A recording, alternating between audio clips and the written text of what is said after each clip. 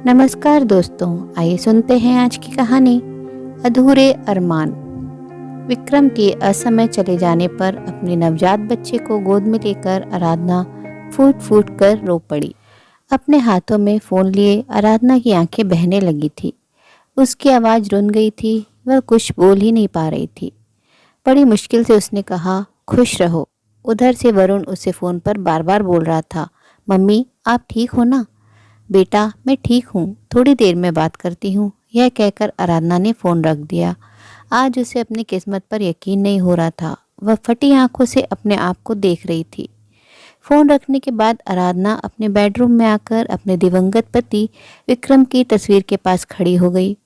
देखिए विक्रम, आज आपके बेटे ने आपके सारे अरमान पूरे कर दिए। आप खुश तो है ना? उसने विक्रम की तस्वीर के आगे दीपक जलाया और फिर बाहर आकर खिड़की पर बैठ गई। सामने सड़क पर यातायात जारी था और आराधना का मन पीछे की ओर भाग रहा था। कई विचार कुला रहे थे और आंखों के आगे पुरानी कहानी चलचित्र की भांति दौड़ने लगी थी। जब वह 19 साल की भी नहीं थी, तभी उसके बड़े पापा ने उसके लिए रिश्ता लेकर घर आए थे। हरीश देखो, बहुत अच्छा एक रिश्ता लेकर आया हूँ। लड़का आर्मी में है, कोई डिमांड नहीं है, अच्छा भला परिवार है। तुम आराधना की शादी की बात चलाओ। पापा ने भी अपने बड़े भाई की बात मानकर शादी की बात की। सब कुछ ठीक था तो शादी हो गई। देखते देखते आराधना विक्रम की दुल्हन बनकर उसके घर आ गई। विक्रम आर्मी में लेफ्टिनेंट था। अपने इस नए घर में आकर आराधना बहुत ज़्यादा खुश थी।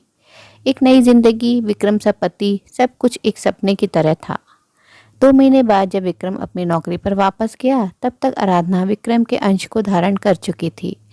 विक्रम उसे बार बार कहता, आराधना हमारा बच्चा होगा ना, चाहे वह बेटा हो या बेटी, मैं उसे डॉक्टर ही बनाऊंगा और कुछ भी नहीं। आराधना हंसकर कहती, ठीक है, लेकिन ऐसा क्यों? क्योंकि जब मैं और तुम बूढ़े हो जाएंगे तब हमारा फ्री में सारा इलाज हो जाएगा। हे भगवान, आप भी ना। आराधना हंसने लगती। सब कुछ बड़ा ही अच्छा चल रहा था कि अचानक बॉर्डर पर जंग शुरू हो गई। धीरे धीरे बात बढ़ने लगी और भारत सरकार की तरफ से युद्ध की घोषणा कर दी गई। विक्रम को बॉर्डर पर जाना जरूरी था। अपने बटालियन के साथ बॉर्डर पर जाने से पहले उसने आराधना को फ़ोन किया था। आराधना, कुछ भी हो सकता है, अपना ख्याल रखना और हमारे होने वाले बच्चे का भी ध्यान रखना और उसे एक कामयाब डॉक्टर बनाना। आराधना रो पड़ी। उसने कहा, आप ऐसा मत बोलिए, आप लौटकर जरूर आएंगे। विक्रम हंसने लगा। उसने कहा, फौज में यही बात सच नहीं होती है। जिंदगी एक पानी की बूंद की तरह होती है, कब उड़ जाए पता ही नहीं चलता। उसके बाद विक्रम से कोई बातचीत नहीं हो पाई। कुछ दिनों बाद एक मनहूस खबर आई। जिस आर्मी वैन में विक्रम जा रहा था, उसे ही दुश्मनों ने अपना शिकार बना लिया। लेफ्टिनेंट विक्रम शहीद हो गया और आराधना की सूनी जिंदगी के साथ बचे थे तो उसके स्वर्गीय पति के अरमानों को पूरा करना। अब रोकर भी कोई फायदा नहीं था।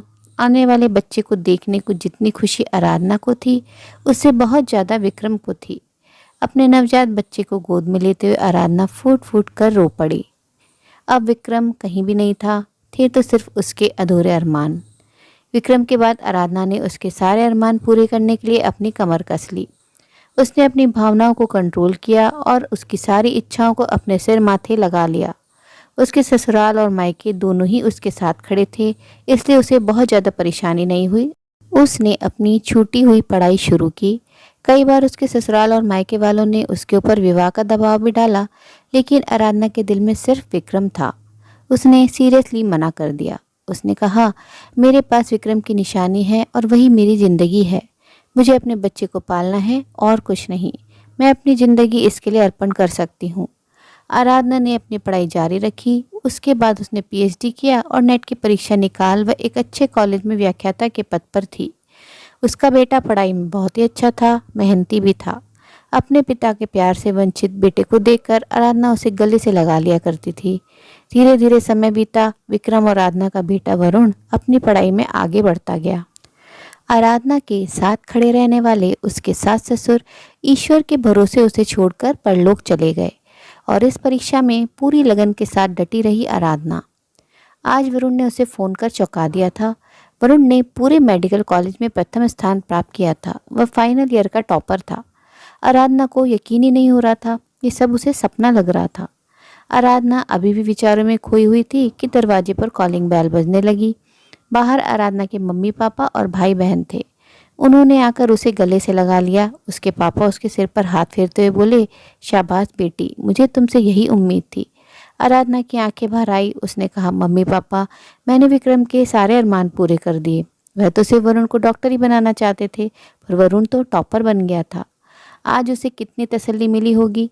हाँ बेटी, हम सबको भी, उसकी माँ ने कहा और उसे गले से लगा लिया। उम्मीद है दोस्तों, दिल को छू लेने वाली ये कहानी आपको पसंद आई होगी। कहानी ने मन को छुआ हो तो अपनी भावनाएं कमेंट बॉक्स में ज़रूर जाहिर करें और अपने मित्रों प्रियजनों के साथ भी शेयर ज़रूर करें। दोस्तों, आपसे अनुरोध है, अगर आप चैनल पर नए हैं तो ऐसे ही नई नई जीवन से जुड़ी कहानियाँ सुनते रहने के लिए चैनल को सब्सक्राइब जरूर करें।